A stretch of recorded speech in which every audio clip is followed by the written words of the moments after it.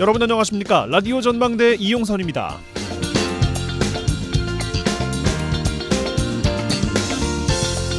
서울 MBC 본사와 지역방송의 편성상 다소 요상하게 방송되고 있는 저희 라디오 전망대와 같은 시간대 MBC 본사 라디오 뉴스 하이킥.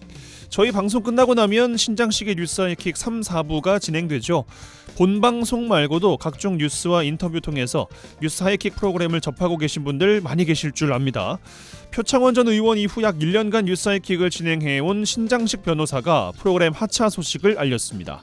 MBC와 뉴스 하이킥을 둘러싼 현 상황에 대해서 어떻게 대응할지 논의해왔는데 제작진과 진행자의 생각이 모두 일치하지 않았고 MBC에 더 부담을 줄 수 없어서 본인이 물러나기로 결정했다는 겁니다.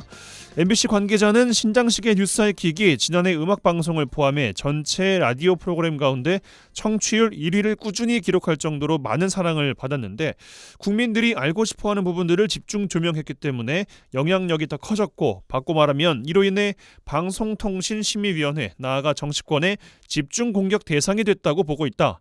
외부의 압박으로 인해 진행자가 하차를 할 수밖에 없는 상황이 안타깝다 이렇게 입장을 밝혔습니다. KBS 시사 프로그램 폐지와 뉴스 앵커 교체 그리고 MBC 뉴스 하이킥의 이번 하차 결정까지 현 정부 들어 논란이 이어지고 있습니다. 시청자와 청취자를 보고 방송하는 입장에서 그리고 동시간대에 방송을 하는 진행자로서 아직 기간은 좀 남았습니다만 신장식 변호사께서 최선을 다해 주셔서 참 감사하다는 말 오프닝에 담아 봅니다. 신 변호사는 가야 할 때가 언제인가를 분명히 알고 가는 이의 뒷모습은 얼마나 아름다운가라는 구절로 유명한 이형기 시인의 낙화를 인용했다고 하죠. 우리는 몇 명의 뒷모습을 더 봐야 할까요? 오늘 라디오 전망대가 준비한 소식입니다. 지역 소식들 뉴스 브리핑 통해서 들어보고요. 매주 화요일 코너 언더독 문화산책 이어집니다.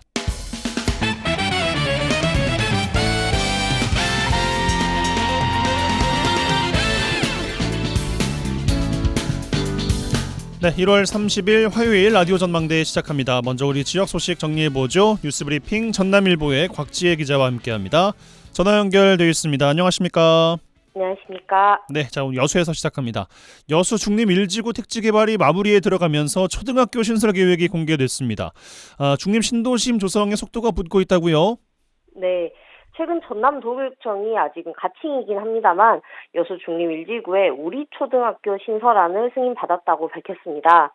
중림 1지구에는 공동주택 4,900세대가 오는 2027년 8월 입주할 예정인데요.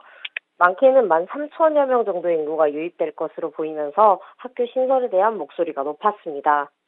특히 대규모 주택단지 주변 초등학교나 중학교는 과밀학급 편성의 가능성이 높아서 교육의 질 저하를 우려하는 분들도 많았었는데요. 우리 초등학교 신설이 확정되면서 이러한 걱정은 줄어들 것으로 보입니다.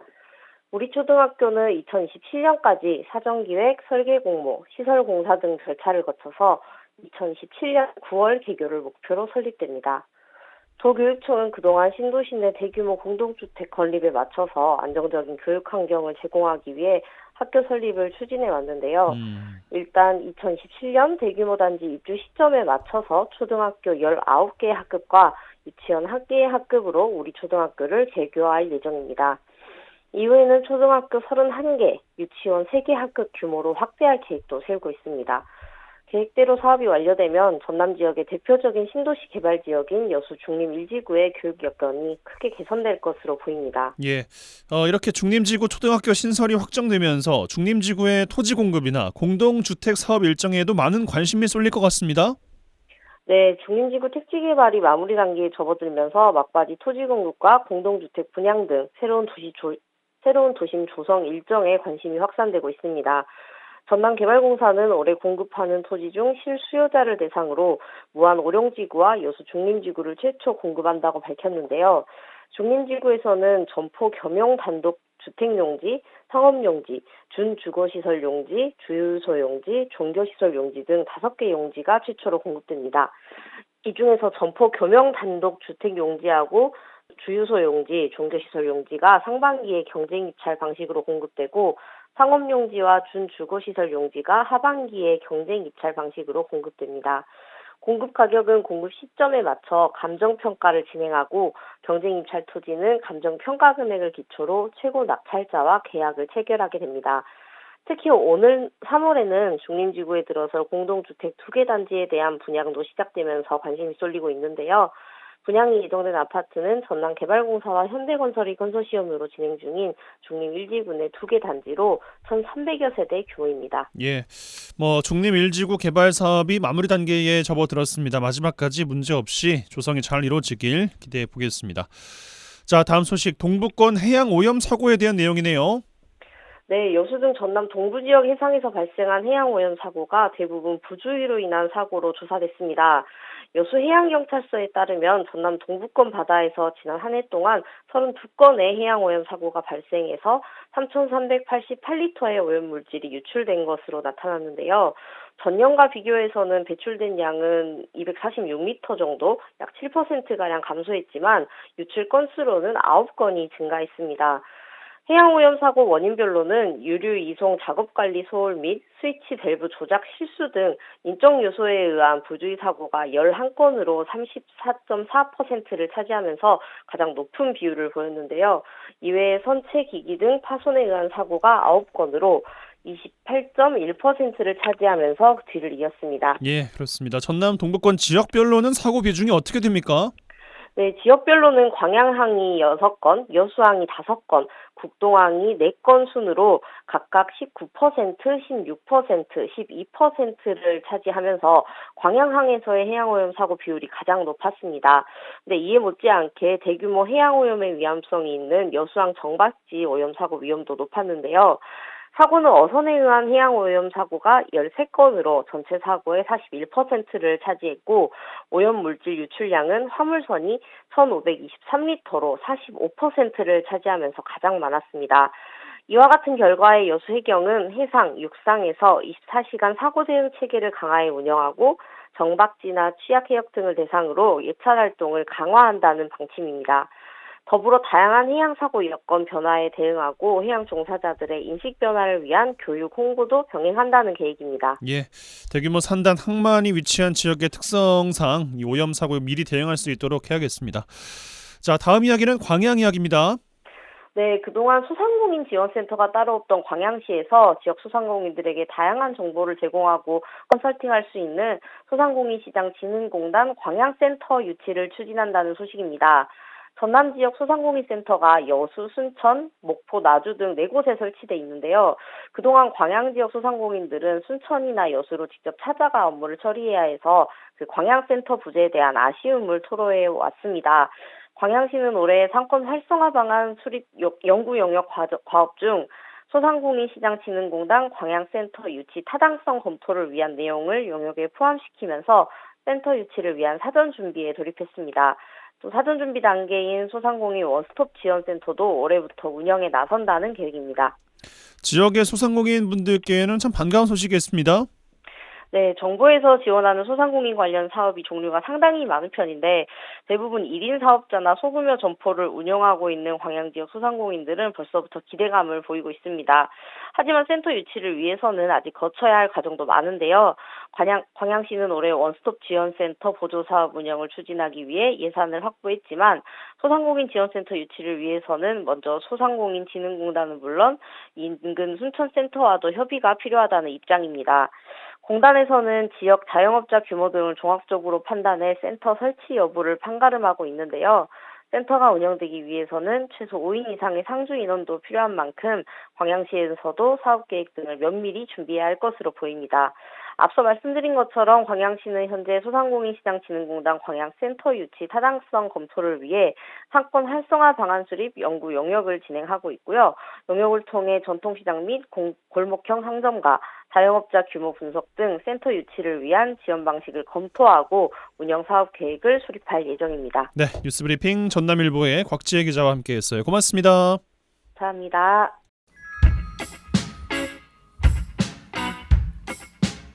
그들의 이야기가 수면 위로 올라옵니다. 탑독이 되는 그날까지 언더독 토론. 매주 화요일 전남 동부권 언더독들의 핫한 토론, 언더독 토론 시간입니다. 오늘도 두 분과 함께 할 텐데요. 한 분씩 소개해드리겠습니다. 백성호 광양시의회 부의장 나오셨습니다. 어서 오십시오. 네, 반갑습니다. 더 나은 내일을 만드는 진보당 광양시의회 백성호 의원입니다. 이상우 전 여수시의원 함께합니다. 어서 오십시오. 네, 반갑습니다. 이상우입니다. 근황 여쭙겠습니다. 백 의원님 어떻게 한 주 보내셨습니까? 네, 지난주에 저희도 이제 회기가 끝나서 지역에 있는 뭐 행사들 좀 다니고 있고 그 동안에 또 밀린 숙제 좀 정리하고 있거든요. 뭐 아무래도 이제 현직 의원이다 보니까 여러 가지 민원들이 많이 있지 않습니까? 민원이 숙제거리군요. 아, 그렇죠. 그거는 예. 뭐 저희 의원들의 고유 업무 중 하나이기 때문에 민원 처리하기 위해서 현장도 좀 다녀보고 민원 받아서 또 집행부에 또 전달하기도 하고 그렇게 일주일을 지금 보내고 있습니다. 예. 또 바쁘게 또 불철주야 또 의정 활동하시면서 한 주를 보내신 것 같습니다. 이상원님 어떻게 보냈습니까 한 주? 저희 뭐 1월 달 같은 경우는 저희들 이제 회사 같은 경우는 거의 쉬는 달이거든요. 네. 2월 달부터 이제 공사 들어가야 되니까 그 공사 현장 점검도 하고 음. 장비들도 점검 좀 하고 그런 시간을 보냈습니다. 알겠습니다. 자, 두 분과 함께 또 이번 주 세 가지 주제 나눠 보겠습니다. 제가 드릴 주제 늘봄 학교와 지역 아동센터 이야기를 좀 해볼까 합니다. 정부가 일하는 학부모의 부담을 덜어주기 위해서 밤 8시까지 초등학교 1학년생들을 학교에서 돌봐주는 이른바 늘봄 학교를 확대하기로 했습니다. 저출생 극복을 위한 교육 정책 가운데 하나인데 학부모들은 일반적으로 반기고 있는데 이게 교사들의 이야기는 또 조금 다르다 그래요. 우선 늘봄 학교 운영 확대에 대한 의견 어떻게 보고 계신지 백 의원께 드리겠습니다. 네. 늘봄 학교 운영이 학부모들의 부담을 덜어준다는데 저는 이제 도움이 되는 데는 이제 동의가 되지만 예. 이게 저출생 극복을 위한 교육 정책이다라고 얘기하는 거에 대해서는 동의하기 굉장히 저는 먼저 어렵다. 예. 예, 뭐 늘봄 학교 운영한다 해서 지금 우리가 인구 절벽을 해소할 수 있는 방안은 아니라는 생각은 좀 들고요. 지금 보니까 올해 1학기에 뭐 한 2,000개교 정도 하고 2학기에는 전국의 모든 초등학교를 대상으로 한다고 했습니다. 근데 이제 저는 가장 이 문제를 좀 제기하고 싶은 게 뭐냐면 늘봄 학교를 운영하기 위한 준비 정도가 잘 되어 있는가? 저는 이거에 대해서 좀 그 학교 현장에서 지금 반대하고 있는 이유 중에 하나다. 예를 들자면 인력, 그리고 예산, 그리고 공간 이런 부분들이 있어야지만이 늘봄 학교를 운영할 수 있지 않겠습니까? 근데 이제 그거에 대한 준비 정도가 지금 되어 있지 않은 상태에서 지금 너무 급하게 이렇게 하는 것이 좀 문제가 좀 될 것 같고 또 한 가지는 현재 마을에서 돌봄을 지금 운영하는 데가 좀 있습니다. 예를 들자면 우리가 지역 아동센터가 좀 대표적이죠. 그리고 다함께 돌봄, 공동 육아 나눔터, 방과후 아카데미 등 여러 돌봄을 지금 현재 하고 있는 기관들이 많이 있거든요. 근데 있는 상태에서 우리 계속 얘기하는 게 학령 인구가 감소하고 있다 이렇게 얘기하지 않습니까? 그런 상황에서 똑같은 시설을 이용하는 학생들이 학교에서 만약에 돌봄을 만약에 제공하게 되면 기존에 있는 기관들도 기관들에는 이 학생들이 많이 빠져나갈 수 있는 가능성이 좀 높습니다. 그래서 여러 가지 이제 사회적 문제가 발생할 가능성이 높은데 이런 거에 대한 종합적인 검토를 하고 이렇게 지금 시행을 하는 것인지 제가 봐서는 너무 즉흥적인 대책을 내놓은 거 아닌가 이런 생각이 좀 듭니다. 예. 그럼 학교 현장의 인력과 예산이 충분하다면 지원을 할 의향이 정부에서 있다고 하면 괜찮다는 의견이세요? 아니면 그럼에도 불구하고 기존의 기관 마을에서 운영하고 있는 프로그램 때문에 이거는 좀 다시 생각해봐야 된다 이런 말씀이신 거예요? 저는 후자라고 생각을 합니다. 예. 지금 현재 학교에서 이 돌봄을 하지 않아도 사회에서 지금 현재 마을에서 돌봄을 하고 있는 기관들이 많이 있습니다. 그리고 어찌 보면 이 돌봄에 대해서 특화되어 있다고 봐도 무방합니다. 이런 데를 좀 더 시설을 좀 확충하고 인원을 보강해서 여기서 제대로 된 돌봄을 진행하는 것이 바람직하지 않을까 이렇게 생각이 듭니다. 예, 알겠습니다. 뭐 이 관련된 뉴스를 하면서 기억에 남는 사례가 수도권 신도시 지역의 초등학교 이야기를 하면서 뭐 한 40명 정도가 수요가 있는데 한 10대 명밖에 이제 수용하지 못하는 이제 그런 현실을 좀 보면서 이야기를 좀 풀어가는 그런 설명을 좀 했었는데 이상원님 어떤 생각이십니까? 이 주제에 관련해서 저는 이제 이 늘봄 학교 관련해서 적극적인 찬성하는 입장입니다. 찬성하세요? 예, 그 백 의원님이 막 말씀하셨는데 그 문제점이 약간 있긴 있습니다.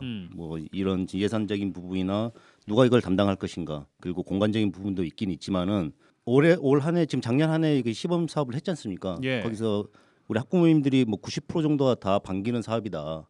이게 이제 저출산을 극복할 것인가? 이건 차후 문제라 하더라도 돌봄의 어려움을 겪고 계신 분들이 많이 있지 않습니까? 그 지역 아동센터하고 지금 이 돌봄을 같은 입장에서 보고 계시는데 이게 돌봄 같은 경우는 공적인 영역 아니겠습니까? 늘봄 학교 같은 경우는 근데 지역 아동센터나 방카 뭐 방과후 아카데미 이런 것은 이 지역 사회하고 연계 서비스가 있거든요. 이게 선택의 폭이 넓어지는 거죠. 그래서 이 늘봄학교 같은 경우는 국가 예산을 지원받기 때문에 지역사회 서비스 연결을 못합니다. 예. 어떤 후원을 받거나 못하는데 지역아동센터 같은 경우는 저희들 같은 경우 산단에서 많은 지원을 해주거든요. 그 엔지니어들이 가서 뭐 교육도 해주고 뭐 이런 사업들이 많이 있거든요. 그래서 차별화되기 때문에 선택의 폭이 넓어졌다. 저는 이렇게 보고 있습니다. 요 지점은 두 분의 의견이 좀 다른 것 같은데 백의원께 이어드리겠습니다. 예, 방금 이상호 의원님이 말씀하신 것처럼 지역사회의 인적 자원, 물적 자원을 더 연계할 수 있는 것이 마을에 사는 돌봄입니다. 학교에 사는 돌봄하고는 다르죠. 그렇기 때문에 지금 지역에서 돌봄하는 데에서 그 지역에 있는 많은 인적 자원이나 물적 자원을 가지고 만약에 돌봄을 한다면 더 예를 들어서 질 높은 돌봄을 진행할 수가 있는 겁니다. 학교에서 하는 거하고는 다르죠. 그렇게 봐주는 게 더 좋을 것 같습니다.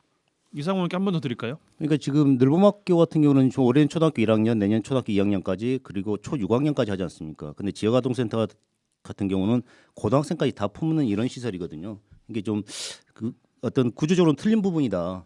그래서 지금 일단은 국가에서 늘봄학교를 통해서 초등학생들을 전체를 국가가 책임지겠다, 케어하겠다 이런 생각 아니겠습니까? 그래서 이 정책은 좀 맞다고 보고 있고요. 지역아동센터의 또 역할은 따로 있으니까요. 또 그 역할은 또 계속 저희들이 또 푸시를 해야죠. 그렇게 보고 있습니다. 늘봄학교와 지역아동센터 이야기가 이제 같이 나올 수밖에 없는 배경을 이제 두 분께서 좀 짚어주신 게 아닌가 싶은데 한 번 더 들어가면 전남에서는 전남도의회 김정희 의원께서 지역아동센터와 늘봄학교의 기능이 겹친다. 그래서 각 기능과 역할을 현장에 맞게 운영해야 된다라는 또 주장을 도의회에서 하셨습니다. 어떤 차별점을 둬야 되는 건지 그럼 저희가 해결책을 좀 모색해봤으면 좋겠거든요. 백 의원께 드리겠습니다. 문제 제기는 저는 아주 적절했다 이렇게 생각이 좀 듭니다. 예. 근데 문제는 아까 앞서도 말씀을 드렸지만 학령 인구 감소로 해서 늘봄 학교를 이용할 대상자들이나 지역 아동센터나 지역에 있는 돌봄센터를 운영할 학생들이 거의 다 충족됩니다. 그렇기 때문에 만약에 이런 식으로 학교 현장에서 늘봄 학교를 더 확대 운영해버리게 되면 현재 운영하고 있는 돌봄을 담당하고 있는 지역의 마을에 있는 돌봄센터 같은 경우는 거의 저는 고사할 수밖에 없는 상황이 올 것이다. 그러면 그런 상황을 갖다 만드는 것은 바람직하지 않죠. 그리고 학교는 교육의 현장이고 지역 아동센터를 비롯한 아까 공동 육아 나눔터, 다함께 돌봄, 방과 후 아카데미 같은 경우는 돌봄 영역이라고 봐주는 게 좋을 것 같습니다. 그래서 특화돼야 되니까 학교에서는 교육을 담당하고 방금 말씀드렸던 지역에서 있는 돌봄에 그 관련된 시설에서는 이 돌봄을 잘 할 수 있도록 그리고 이상호 의원님 아까 말씀하신 것처럼 지역에서 많은 자원을 가져와서 더 확대 운영할 수 있는 거 아니겠습니까? 그래서 이렇게 하는 것이 맞지. 물론 이 김정희 의원님의 문제 지적에 전적으로 동의를 하지만 이것은 두 마리 토끼를 다 잡을 수는 없는 겁니다. 그래서 양쪽이 특화되게 하는 것이 저는 바람직하지 않겠냐 이렇게 생각합니다. 이상호님 그 늘봄 학교가 예를 들어서 이제 학교에서 운영하고 있는 거니까 약간의 기능과 역할이 좀 다를 수 있다라는 것은 이제 다 저희가 이제 인정하고 가는 것 같습니다. 그러면 이게 어느 하나의 뭐 파일을 가져가는 그런 느낌이 아니라 지역 아동센터의 공적 교육 기능을 도입하거나 확대한다면 그러니까 늘봄 학교는 도입할 필요는 없다고 생각하세요? 그 지역아동센터 같은 경우는 이게 공적인 영역이 아니라 사적인 영역이거든요. 예. 그래서 이제 거기는 보통 3명에서 4명의 그 직원들이 근무하면서 애들 돌봄 그리고 가르침 이런 걸 하고 있는 상황이고요. 늘봄 같은 경우는 공적인 영역이지 않겠습니까? 예. 그래서 저는 이제 국가에서 이걸 해준다면은 학부모 입장에서는 얼마나 고마운 상황이겠습니까? 돌봄을 국가 영역으로 끌어왔으니까. 그래서 저는 찬성하는 입장이고요. 그 아까 지금 김정희 이 도의원께서 말씀하신 뭐 충돌도 분명히 있겠죠. 겹친다라는 것. 과도 기전 부분이기 때문에 국가에서는 그 늘봄학교 선생님들을 그 교육적인 측면보다는 돌봄 쪽으로 해서 새로운 기간제 교사나 담당 직원을 채용하겠다.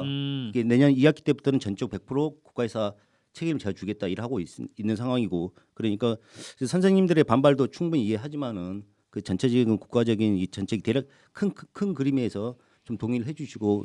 이게 좀 성공적으로 좀 정착이 됐으면 좋겠다 이렇게 생각합니다. 그 이상호 의원님이 지역 아동센터를 사적 영역이라고 말씀하시는 것에 대해서 굉장히 동의하기가 어려운데 지역 아동센터, 다함께 돌봄센터, 공동 육아 나눔터, 방과 후 아카데미 등 이 다 공적 자금이 다 들어갑니다.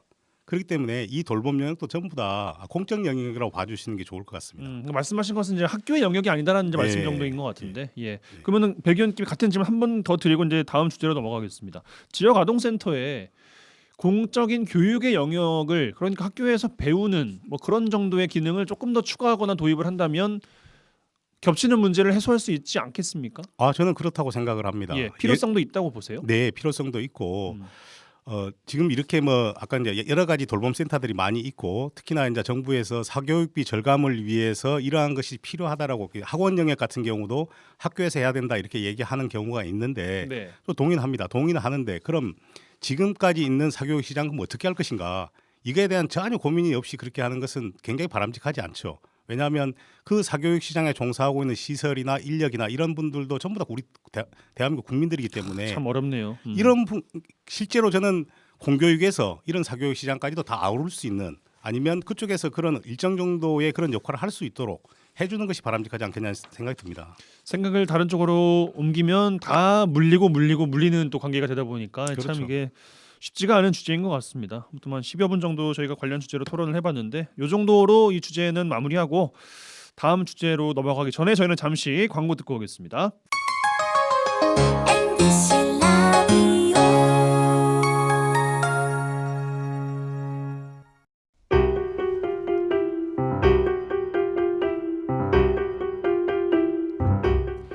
지역 뉴스 1시간 안에 정리해드립니다. 재미있고 편한 뉴스. 지역 시사는 역시 이용선의 라디오 전망대.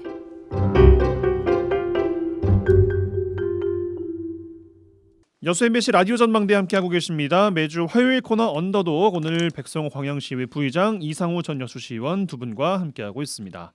자, 두 분 언더독 패널들의 주제로 들어가겠습니다. 먼저 광양으로 가죠. 백 의원님 어떤 주제 꺼내시겠습니까?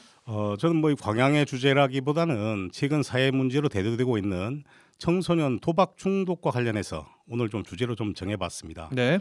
여성가족부가 2023년 청소년 인터넷 스마트폰 이용 습관 진단 조사를 진행했고 조사 대상이 보니까 전국의 11,572개 초중 고등학생을 대상으로 했습니다. 그리고 학생 수는 127만 6천 명 정도를 대상으로 했는데 여기서 보니까 특히나 이제 청소년 도박 중독과 관련해서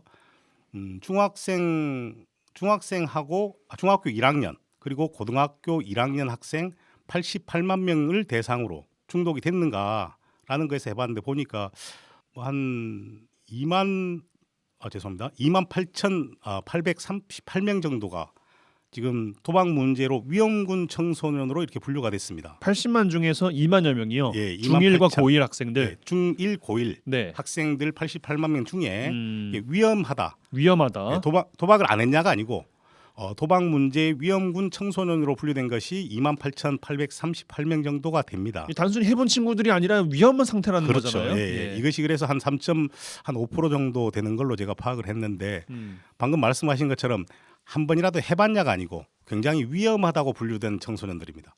그럼에도 불구하고 지금 아직까지 우리가 사회가 이 문제에 대해서 좀 문제의 심각성에 대해서 인지하지 못하고 있는 것 같고 또 지금 도박 중독 예방이라든지 실제 고위험군에 있는 청소년을 대상으로 치유하기 위한 이런 프로그램들이 좀 턱없이 부족한 거다. 그래서 오늘 문제로 좀 주제로 한번 정해봤습니다. 이게 진짜 흔한 문제가 돼버린 것 같고 그만큼 그 위기 의식을 좀 느껴야 되는 주제가 돼버린 것 같은 게 그 라디오 전망대 이제 이선화 작가의 자녀분들도 다 이제 학교를 다니고 있으니까 이 굉장히 심각한 이야기라고 이제 하더라고요. 네. 백 의원님도 자제분이 학교를 막 졸업한 고등학교를 막 졸업한 또 자제분이 있지 않습니까? 네네네. 예. 그 제가 뭐 주변에 이렇게 이야기를 들어보면 그 뭐 중고생들 치고 이거 한 번이라도 안 해본 학생은 거의 없다 할 정도로 모든 학생들이 다 접해봤다라고 얘기하고 있고 그래요. 실제 이 도박을 하기 위해서 또 이게 문제가 좀 있습니다. 지난번에 청소년 도박 문제 관련해서 이 상담한 결과를 보니까 2015년에 한 51명 정도가 상담을 했는데 네. 작년 같은 경우는 8월까지만 하더라도 한 1,400명 정도가 상담을 받아서 한 28배 정도로 지금 증가한 걸로 어디에서 상담을 받았다는 거예요? 이제 도박 문제 상담소 별도의 이제 상담소가 있죠. 어... 뭐 예를 들면 치유센터라든지 이런 데가 있지 않겠습니까? 이런 데서 지금까지 발표한 자료에 보면 그렇게 되어 있거든요. 우리 전남 같은 경우도 뭐 2022년에 59명이었는데 2023년에는 88명으로 지금 크게 늘어나고 있는 지금 상황이고 학교 현장에서는 실은 학교 보건법에 따라서 이 관련된 교육들을 하고 있습니다. 교육을 하고 있는 교육이라는 게 이제 뭐냐면은 사이버 관련해 가지고 영상물 뭐 틀어놓고 같이 본다든가. 중독 예방 교육을 하는데 거기에 포함돼서 도박 중독 예방 교육을 하고 있거든요.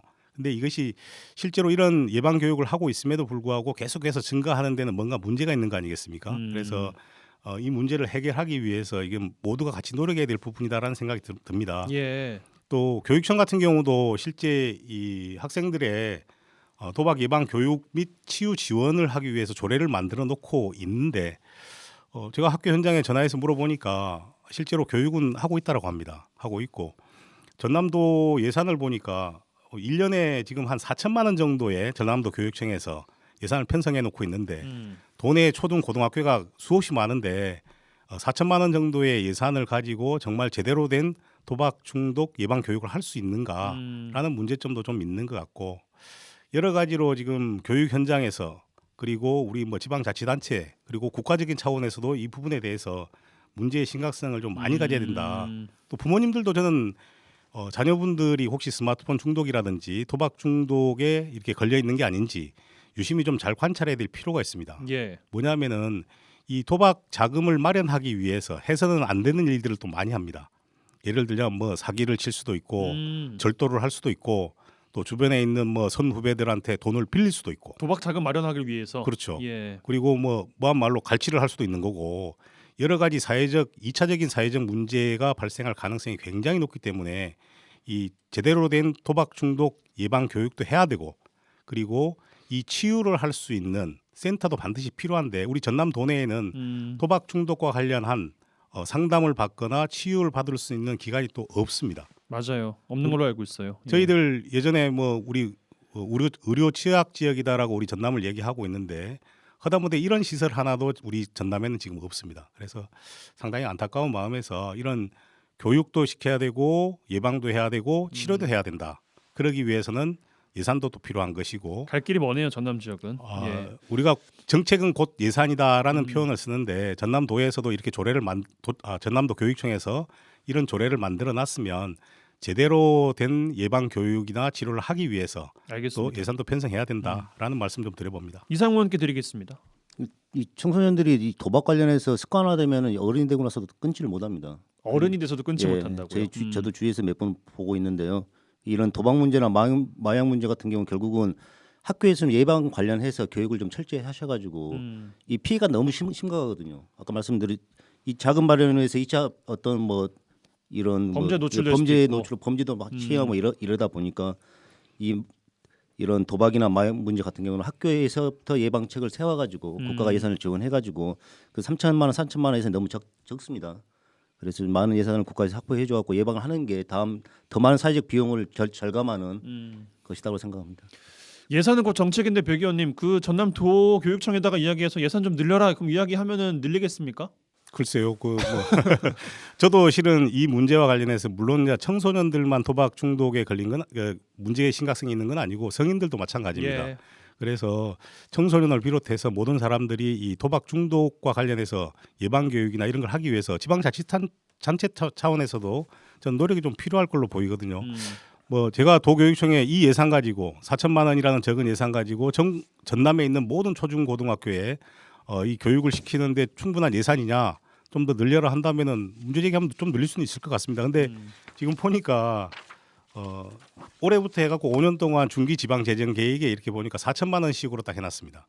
그래서 이 예산은 턱없이 부족하다라는 생각이 듭니다. 알겠습니다. 이 주제는 이 정도로 마무리하고 여수로 가겠습니다. 이상호님 어떤 주제 꺼내시겠습니까? 그 석양이 아름다운 이목마을 중심에 있는 그 폐교된 이목초교에 하수 처리 시설이 설치된다고 하니 그 마을 주민들이 거세게 반발하고 있습니다. 여기 여수 화양면이죠? 네, 화양면입니다. 예. 그 소규모 공공 하수 처리 시설은 그 주민 동의를 구하는 사업은 아니지만 주민 설명회를 통해서 혐오 시설인 하수 처리장의 입지 선정과 관련된 동의는 필수라고 봅니다.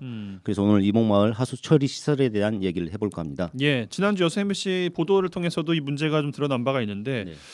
이 참 갈등이 좀 깊어지고 있는 양상입니다. 순천시도 쓰레기 처리 시설 입지 선정 두고 갈등을 빚고 있고 여수도 하수 처리 시설 입지를 두고 여수시와 이제 갈등을 빚고 있는 상황인데 화양면 이목마을 주민들 이야기는 어떤 이야기인가요?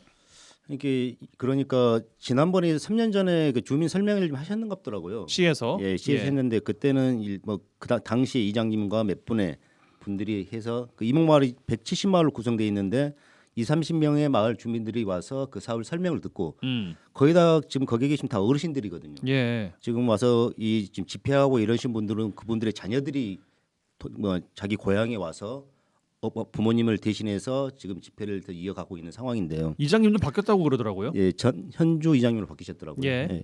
이제 그런 과정에서 어르신들 잘 모르지 않습니까? 그러면 자식들이 이 동네를 왔다 갔다 하다 보니 자기 고향 왔다 갔다 보니 아니 저 시설 뭐지? 이게 부모님 설명을 못 합니다. 그러면 정확하게 시가 이런 주민 설명을 할 때 이런 사업은 이렇게 돼서 이리 한다는 것을 정확히 말씀해 주셔야죠. 결국은 이게 하수 종말 처리장과 같은 시설이거든요. 밀폐됐다고 하지만은 냄새가 나는 혐오 시설인데 이런 시설을 주민 동의도 없이 동의는 구할 필요는 없지만은 주민 설명을 통해서 주민들이 싫어하면 사업을 진행하면 안 되거든요. 입지 선정의 문제가 가장 컸고요. 그리고 처리장 입지 선정 문제하고 주민의 동의를 구하지 못했다. 이 두 문제를 주민들이 계속 말씀하시는데 하지만 마을 주민들은 이 사업의 필요성은 공감하시더라고요. 예. 이 사업이 우리 동네에 와서 하수 처리가 잘 돼서 기존에는 정화조를 통해서 바다로 유입됐는데 이번에는 그 분뇨보다는 20분의 1 정도 저감된 시설, 저감된 처리수가 바다로 나갈 수 있도록 이런 시설이라는 것은 동의를 하시는데 왜 하필이면 그 마을 중심에 있는 이목 초교에 그게 들어왔냐 이 문제를 제기하고 있는 것 같습니다. 여수시는 설명회를 했다는 입장이잖아요. 예, 그 전 이장님도 어쨌든 그 당시에는 뭐 이장님이었고 20-30명도 어쨌든 주민 전체가 다 오지 않았고 이 정도로 왔다. 그래서 불가피하다 사업 추진은 이런 입장을 보이고 있던데 뭐 어떻게 해야 됩니까 여수시에서는 그러면? 지금 오늘 여수시 과장님 한번 통화를 했는데요. 여수시는 그 주민들의 의견을 수용해서 대체 부지를 요구했습니다. 여수시에서요? 예, 예. 대체 부지를 선정해 주면은 이제 비용적인 문제는 그 다음 문제고 대체 부지를 선정해 주시면 마을에서 그 부쪽으로 저희들이 그 마을 처리장 그쪽으로 옮기고 이제 비용이 많이 들지 않겠습니까? 예. 그래서 부지가 오면은 검토해서 그 부지를 선정해 주겠다. 논란이 됐으니까 예. 아무튼 그 초등학교 폐교 부지 말고 예. 마을 안에 다른 부지를 찾아주시면 거기다가 이전해 볼랍니다. 요게 최근 이제 입장인 거군요. 예, 실질적으로 이제 하수 처리장이 있으면은 이게 구배로 기울기로 해서 이게 모이는 게 아니고 이 땅이 울퉁불퉁하지 않습니까? 중간에 그 중계 펌프장을 만들거든요. 그러니까 굳이 이목 초교에 하수 처리장이 있을 필요가 없습니다. 좀 먼 곳에 있더라도 이제 배관 길이가 길어질 뿐이고 그래서 중계 펌프로 그쪽으로 다 밀면 되는 거니까요. 그래서 아마 그래도 여수시가 전향적으로 빨리 이런 결정을 내려주셔가지고 이제 주민들이 아마 조만간 이제 대체 부지 관련해가지고 이 부분을 이제 시에다가 건의를 하면은 시는 검토해서 아마 그쪽으로 사업을 진행할 것 같습니다. 그렇군요. 업데이트를 또 잘 해주셨습니다. 예. 백 의원님 어떤 입장 좀 주시겠습니까? 요 이야기 관련해서 네. 참 이게 어렵습니다. 공공 하수 처리 시설은 반드시 필요하죠. 필요한데 하필이면은 주민과 농촌 활성화 목적으로 매입한 피교에다가 이런 시설을 한다는 것에 대해서는 좀 행정이 좀 너무 성급한 거 아니었냐. 성급했다. 그리고 충분하게 공공 하수 처리 시설이 필요하다면 이게 주민 설명회가 법적 의무 사항인 것을 떠나서라도 이렇게 필요한데 어느 곳에다가 했으면 좋겠느냐라고 의견 수렴하는 과정을 거쳐가지고 입지를 선정했었으면 이런 불필요한 행정력 낭비는 좀 막을 수 있었지 않았겠냐라는 생각 좀 듭니다. 예, 이상호님 덧붙일 말씀 있으십니까? 아니 시에서 이제 대체 부지를 요구했다 하니까 예. 아마 그 결과를 좀 지켜봐야 될 것 같습니다. 예, 알겠습니다. 요 정도로 이번 주 언더독은 마무리하죠. 백성호 광양시의 부의장 이상우 전 여수시의원 두 분과 함께했습니다. 두 분 고맙습니다. 감사합니다. 수고하셨습니다.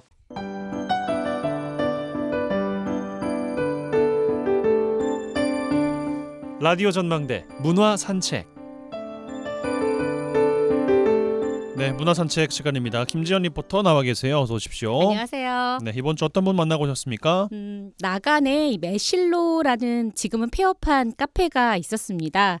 고즈넉한 이곳에서 일상이라는 소중함을 감사한 사람들과 나누고 싶어서 사진과 글을 엮어 전시회를 열게 된 백유선 씨를 만나봤는데요. 네. 나간에서 두루 평안했던 매실로의 1년 3개월의 기획과 또 전시 공간을 마련해준 이수미 대표의 이야기도 들어봤습니다. 일상에서 문화를 공유하고 또 즐기는 방법을 제시하고 있는 두 분 만나보시죠. 안녕하세요. 저 예전에 나간에서 카페 매실로 운영했던 백유선입니다. 반갑습니다. 안녕하세요. 저는 스테이두루를 운영하고 있고 이번에 매실로 대표님이랑 함께 전시 기획을 하게 된 이수미라고 합니다. 이 전시는 그냥 저와 이 매실로 대표님 2명의 마음으로 만들어진 전시거든요. 매실로라는 나간의 좋은 공간이 사라지는 게 아쉬워서 만든 전시예요. 매실로 대표님이 1년 3개월 동안 운영하셨던 매실로를 그냥 운영하신 게 아니라 어떤 마음으로 운영하셨고 어떤 아쉬움이 남는지 그리고 어떤 사람들을 기억하는지 그런 거를 저만 보는 게 아니라 많은 분들이 보셨으면 좋겠다는 생각에서 이제 로비에서 기획을 하게 됐어요. 이제 저 같은 경우는 이런 전시나 공연이나 문화 활동들을 로비에서 하고 싶다는 생각이 있던 차에 이런 기획을 하게 돼가지고 되게 감사한 것 같아요. 매실로에 대한 이야기도 해봐야 될 것 같아요. 선생님께서 생각하셨던 매실로는 어떤 곳이에요? 처음 시작은 이제 순천 매실을 홍보하는 그런 안테나 숍으로서 역할을 하기를 바랬는데 이게 점점 장소성이 너무 좋잖아요. 나간에 있는 것도 그렇고 초가집으로 이루어져 있는 게 너무 독특하고 거기서 나오는 이야기들도 좀 많을 것 같고 각 세대들이 좀 공감하는 그런 부분들도 있을 것 같아서 저희 슬로건이 힐링을 판매합니다 였거든요. 그래서 좀 여기 오시는 분들이 많이 쉬었다 가시길 좀 바라면서 거기서도 또 이야기도 생겨나길 바라면서 좀 바라는 게 많은 그런 공간이긴 했어요. 좀 하나의 좀 쉼표였으면 좋겠다라는 그런 생각으로 만들어 갔어요. 1년 3개월 정도 시간이 지나고 나서 문을 닫게 됐어요. 네. 그러면서 감사했던 분들에게 엽서 형식의 작은 선물들을 사진과 글을 담아서 이런 아이디어도 좀 어떻게 생각을 했으면 그러면 어떻게 이렇게 전시 공간까지 이어가 보자. 진행 과정도 좀 알고 싶어요. 사실은 원래 가을에 제작되었어야 되는 그런 엽서예요. 1주년을 맞이해서. 근데 이게 그때도 뭔가 제가 준비할 것들도 있었고 해서 조금씩 미뤄지다 보니 어쩌다 보니 이제 폐업 직전에 만들게 되긴 했는데 좀 잊혀지기 싫었던 것 같아요. 그냥 적어도 제가 좀 감사한 마음을 가지고 있던 사람들한테는 잊혀지기 싫어서 뭔가 제가 그동안 했던 기록들을 좀 같이 나누면서 이게 또 하나의 또 이야기가 되잖아요. 그래서 이게 좀 연속적으로 좀 기억해 달라 이런 의미로 만들었고 이제 그 첫 시작을 이제 수미 대표님께 이제 첫 시작으로 엽서를 드렸죠. 네. 일단 그 엽서를 보자마자 어떤 생각이 들었어요?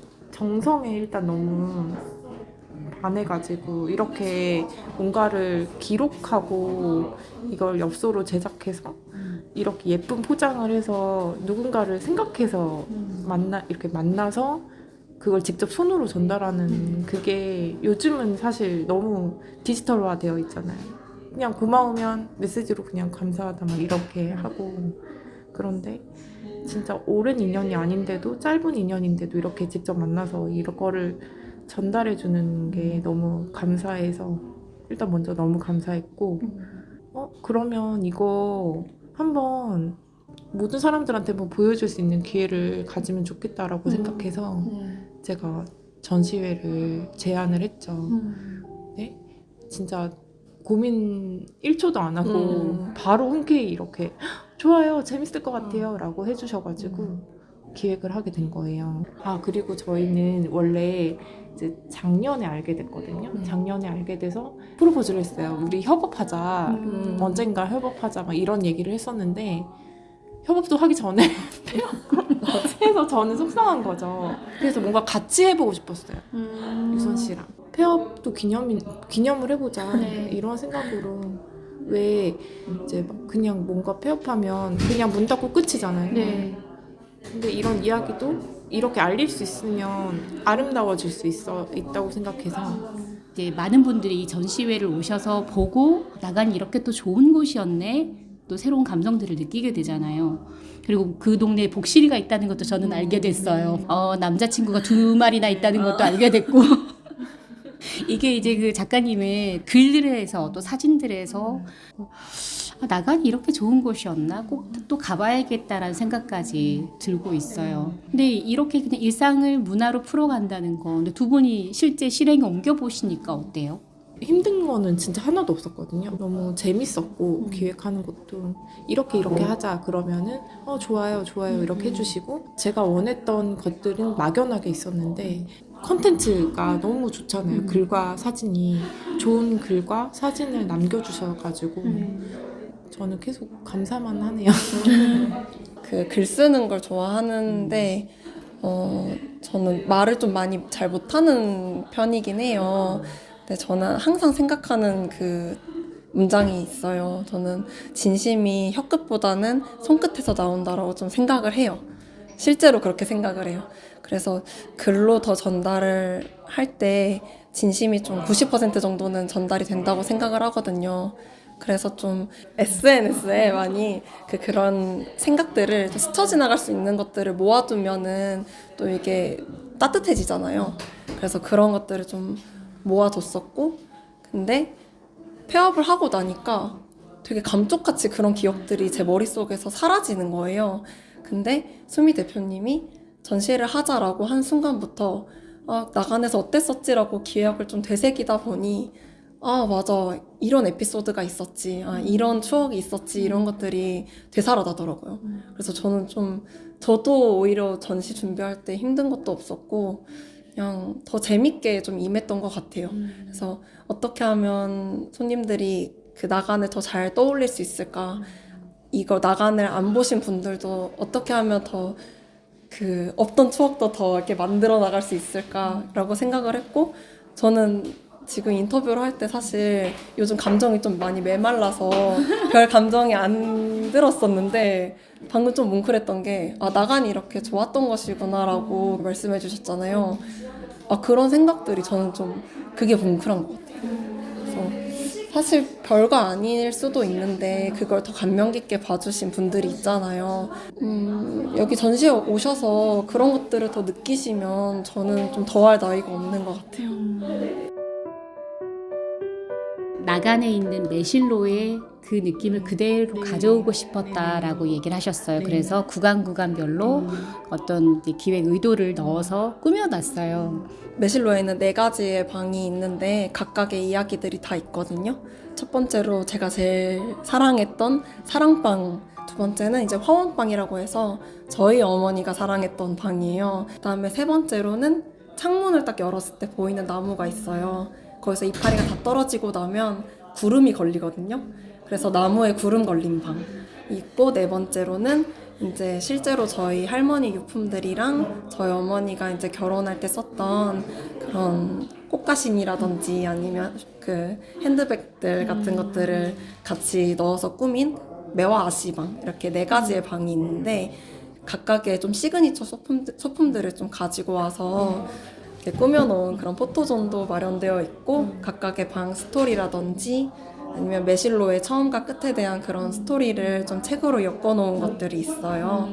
그래서 그 부분이 제일 메인 요소가 되는 것 같아요. 신혼여행 갈 때 신었을 법한 맞아요. 꽃신과 네. 빨간색 핸드백, 네. 이걸 그대로 또 옮겨 놓으셨더라고요. 근데 이런 전시회를 하면서 뭔가 터닝 포인트가 되는 그런 계기가 된 것 같기도 하거든요. 저는 원래 브랜딩에 좀 관심이 많아서 앞으로의 아이템은 뭐가 될지는 몰라요. 근데 하나의 브랜드를 만들어 나갈 계획이기는 해요. 근데 이제 조금 쉬는 시간을 가지면서 그 사이에서 좀 최대한 많은 것들을 좀 수용하고 경험을 하면서 아이템을 좀 천천히 찾아 나갈 계획이고, 그게 좀 순천과 관련이 됐으면 좋겠어요. 두 분 다 순천이 고향이세요. 외지로 나갔다가 내 고향에서 살아야 되겠다라는 마음으로 지금 머물고 계세요. 순천에 와서 보는 이 로컬 문화에 대해서는 좀 어떤 생각을 하고 계시나, 그것도 궁금해요. 저는 가장 큰 건 결핍인 것 같아요. 예, 왜냐하면 서울에서는 연극 보려면 그냥 버스 타고 가거나 지하철 타고 가면 보고 올 수 있거든요. 그리고 뭐 박물관, 전시회도 많이 갈 수 있고, 저를 떠나 이제는 제가 아이를 낳았잖아요. 제 아이한테 어떤 문화를 조금 많이 즐기게 해주고 싶다는 생각이 제일 컸어요. 근데 없는 거죠. 이런 문화들이 그러면 소소하게라도 내가 뭔가 그런 공간에서 하고 싶다라는 그런 막연한 꿈이 있었어요.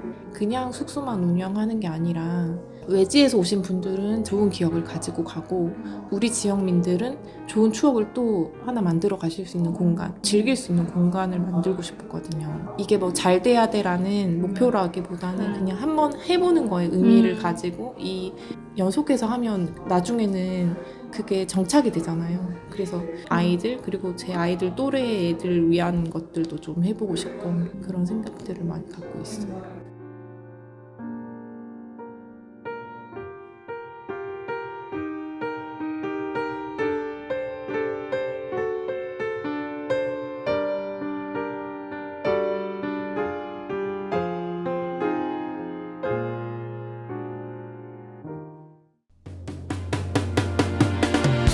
네, 화요일 라디오 전망대 오늘 준비한 소식은 여기까지입니다. 오늘도 고생 많으셨습니다. 내일 저녁 6시 5분에 다시 뵙죠. 이용선이었습니다.